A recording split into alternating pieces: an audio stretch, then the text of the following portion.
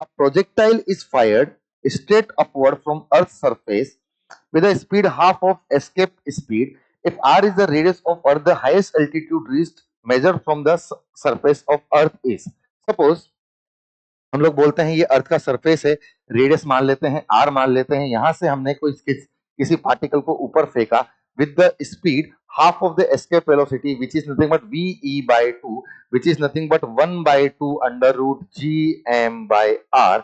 वो किसी तो एल्टीट्यूड मान लीजिए h तक यहाँ पर गया और यहाँ पर जाकर बेसिकली उसकी फाइनल वेलोसिटी 0 हो जाती है. हमसे बेसिकली ये h की वैल्यू यहाँ पर फाइंड आउट करवाई गई है. अगेन हम लोग इस पोजीशन को इनिशियल और इस पोजीशन को फाइनल मान के एनर्जी कंजर्वेशन अगर लगाएं तो initial potential energy is nothing but minus G M M upon R plus initial kinetic energy is nothing but half M V square. अगर वी स्क्वायर करते हैं तो 1/4 G M upon R should be equals to the final potential energy is nothing but minus gmm upon r plus h और final kinetic energy 0.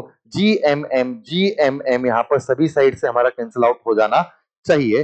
Basically यहाँ पर हमें दिखता है 1/r plus h should be equals to, यहाँ पर minus था तो यहाँ पर हम लोग साइन यहाँ पर चेंज कर देते तो हम लिखेंगे 1/r minus 1/8r.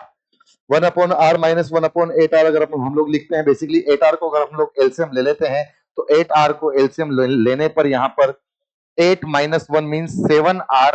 7 यहाँ पर हमारा एलसीएम बनना चाहिए. हमने देखिए कोई मिस्टेक नहीं की हो. 1/2 half M V square half M v का अगर स्क्वायर करें तो 1/4 into G M by R. 1/4 into G M by R हम लोगों ने यहाँ पर कर दिया है तो 1/r इंटू कुछ और अगर यहाँ पर टर्म दे रखी है तो अच्छा 2gm by r. Sorry wait a second. It is nothing but 2gm by r. The escape velocity is 2gm by r. So 2 and 2 will get cancelled out. So it will be nothing but 4r.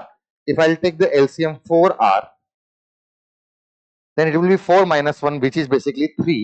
So 3/4r. So basically हमें यहाँ पर r plus h की value दिखती है.